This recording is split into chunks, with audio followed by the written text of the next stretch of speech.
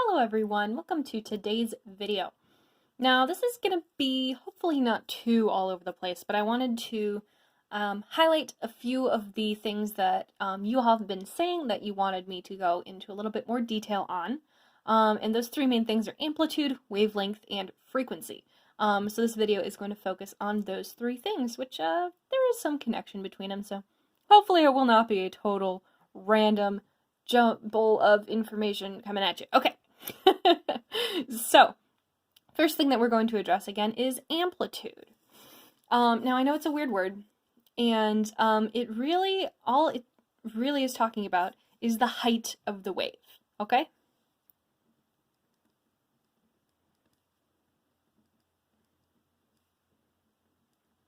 And we measure this from the crest to the rest, or from the trough to the rest.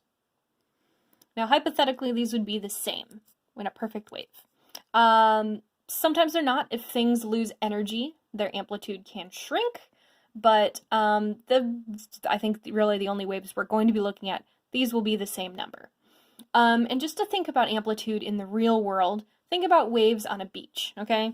You know, usually you'll see waves, got these little tiny things coming in and out, right? But sometimes you get waves that people can actually surf on, which are huge, right? This is the amplitude we're talking about. These waves have a much higher amplitude than the ones that usually just come rolling in to Lake Michigan's beaches. And there's also a lot more energy associated with that. Those waves, if they hit you, are going to hurt a lot more, right? So more amplitude equals more energy equals more power. So the more energetic a wave is, the higher its amplitude is as well. Okay. Wavelength. Now this was something that was a little confusing. Come on, focus. There we go. All right. And so I drew kind of a longer form version to hopefully help clarify. So a wavelength is one full cycle of a wave. So that'll be one full up and one full down. Now this could be from here to here. It could also be from crest to crest or trough to trough. Those actually would all give you the same thing. But just to show you in a longer wave, come on, let's set the focus today. There we go. Where our wavelengths would be. So just marking them off here. Oh, so we're going to ignore that. Starting there. So we have a wavelength at each mark. I ran out of space there. Then if we could freeze time and take a look at the waves, we could measure these and the wavelengths would all be the same. So the wavelength is just one full up and down of a wave. Or, talking about longitudinal waves, one rarefaction and one compression.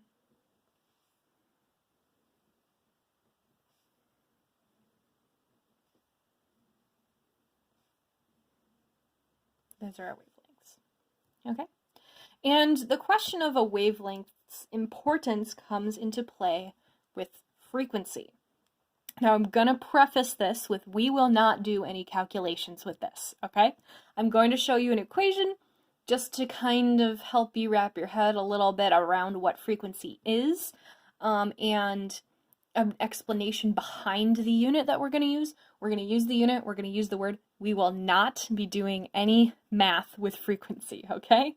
Don't panic. Here we go. Also, a disclaimer, in the previous video where I talked about frequency, I did explain it wrong, so I apologize for that. What I said was the time it takes for it to go from one crest to another. That is not true. So you pick your reference point, and in 1 second, you count how many crests pass, okay?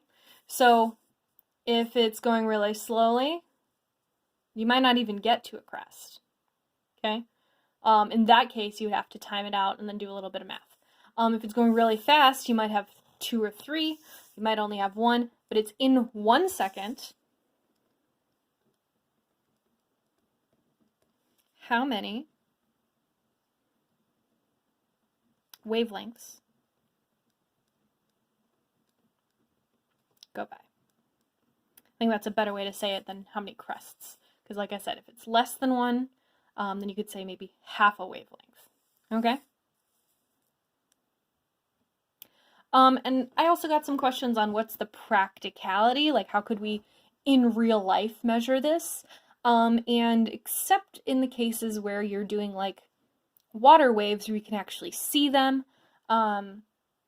actually seismic waves, you can technically see if you were looking down into the earth, but obviously it's all covered, so we really can't.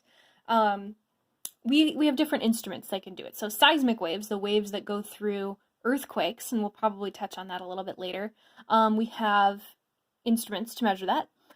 Same thing, actually, there is a thing measuring waves right now, and that is my phone. It is recording my voice, which is actually recording the waves coming out of my mouth, if that makes any sense. There's other different kind of instruments. There's different waves of light.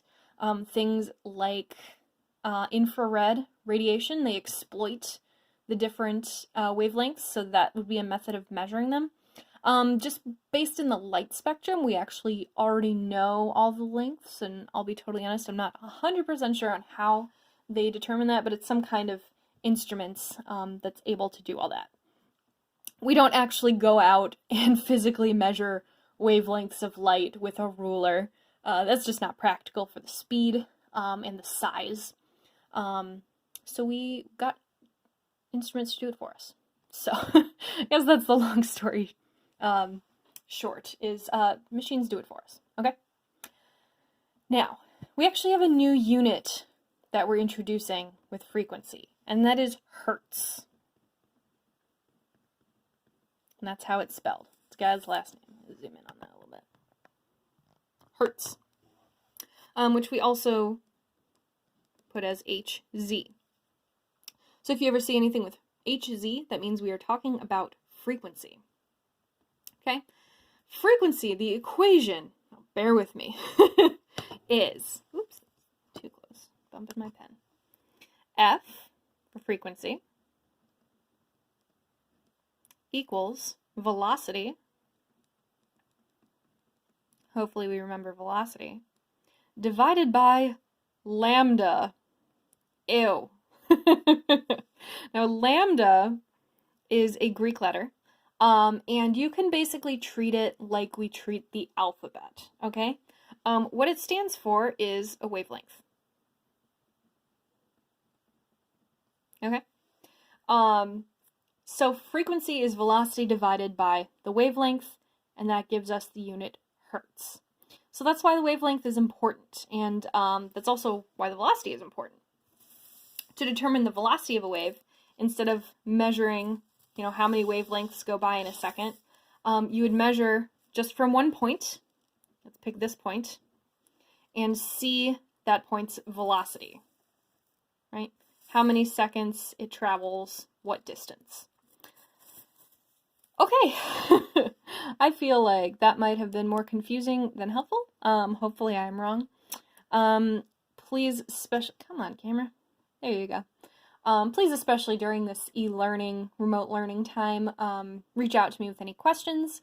I do a Google Meet office hour every 9 a.m. till about 10 a.m. But if we're still chatting at 10, of course, I'm not going to just cut you off. And that would really be the best time if you have questions to just come and ask me. There's only so much that we can do over email. Okay? I miss seeing all of you. It's been over a month now. And I hope you're all doing well. Have a good night.